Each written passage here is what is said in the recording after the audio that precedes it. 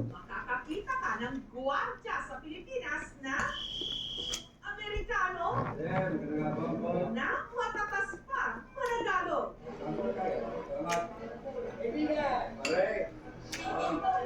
Ang moto sa mga dumaraang sasakyan, no sticker, no entry. Ano business natin daw po? Ang magdadrop lang ako doon. Drop lang daw po. Balik, ang ID mo po. Ano ginagawa mo sa dito sa Pilipinas? Kailangan ako. Tatay ko Pilipino. Oh. Nanay ko Amerikana. Tapos paano ka nauwi dito sa Parañaque? Kasi kasama girlfriend ko. Oh, dahil sa love? Ano siya?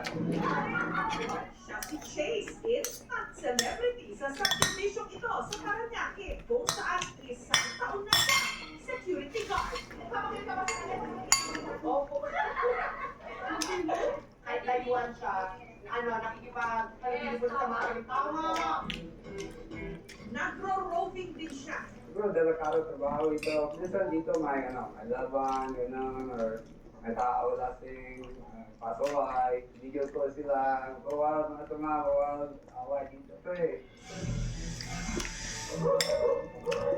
Ingaraw sa mga ahas, minsan na siya napalaban.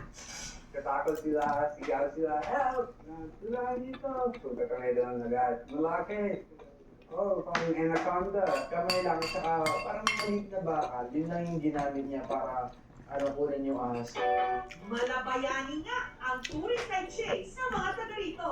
Pero sa kanyang kanang bisig, nakatato ang tunay na bayani, si Lapu-Lapu. Sa kaliwa naman, nakamarka ang watawat sa kanyang tiyan, may nakatatong baybayin o mga letra ng sinauna nating alfabeto. Ibig sabihin nito, katupunan. Pero ang kanya raw talagang lodi ang ating pambansang bayani, si Dr. Jose Rizal. Tunayan, paulit-ulit na raw niyang nabasa ang Noli Tangere. O, laban kayo? Favorite ko po, may tangere, angkol, sa Buti ba siya? Basa niya yung history. Noli. Tapos history at angkol. Kapal kasi ng libro na yun. Tapos matapang siya.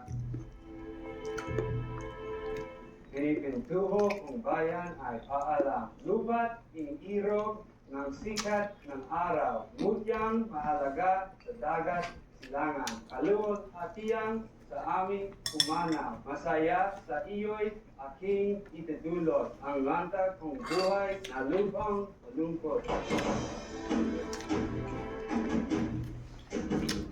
sila, acting pa siya. Importante yung trabaho ito. Kasi protektahan ko, kababayan ko. Pero paano nga bang ang isang afam o dayuhan naging security guard dito sa Pilipinas? Si Chase Phil-Am o Filipino-American ipinanganak sa Santa Rosa, California. Tatay ko Filipino, nanay ko Amerikana. Yun nga lang, iwalay na ang kanyang mga magulang. Hindi ako lumaki kasama sila. Lumaki ako kasama lolo ko.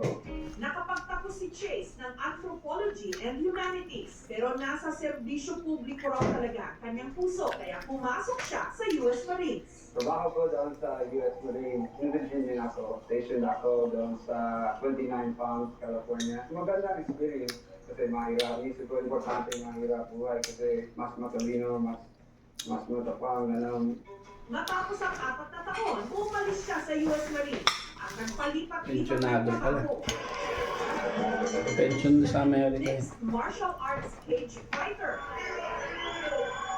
Bouncer sa nightclub, naging real estate agent din. Hindi ako regret. Lahat ang experiences ko, importante lahat. Kahit mistake.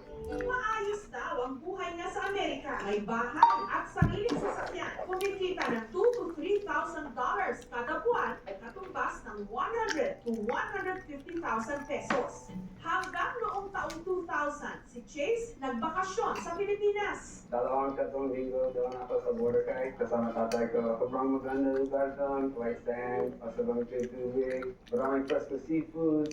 At dahil na-in love daw talaga siya sa ating bansa, December 2015, tuluyan na siyang umalis ng Amerika. Sobrang mabait tao at maalaga. Parang din hindi pareho doon sa Amerika. Dito, lagi masaya, lagi tulangin tao, masarap ulam. Ramdam ko, totoo bansa ko dito sa Pilipinas. Ang ating Amboy, aminado rin may pagka-chick boy. Sa katunayan, meron siyang 3 mga anak sa Amerika. Wow. Lahat sila panganay. Pero ang nagpatibok daw talaga kanyang puso, si Jeremy, isang Pilipina. Gabi-gabi gusto ko sayaw sa disco. Pag nakita ko siya doon, kinig ako. So, maganda siya. Love at first sight. Igawan ko siya. Nagtatrabahong cook sa isang restaurant si Jeremy. Nasa tapat lang ng tinatambayan ni Chase. Nakita ko po siya sa isang disco bar po. Kapag out na po namin ang mga katrabaho ko, lumalabas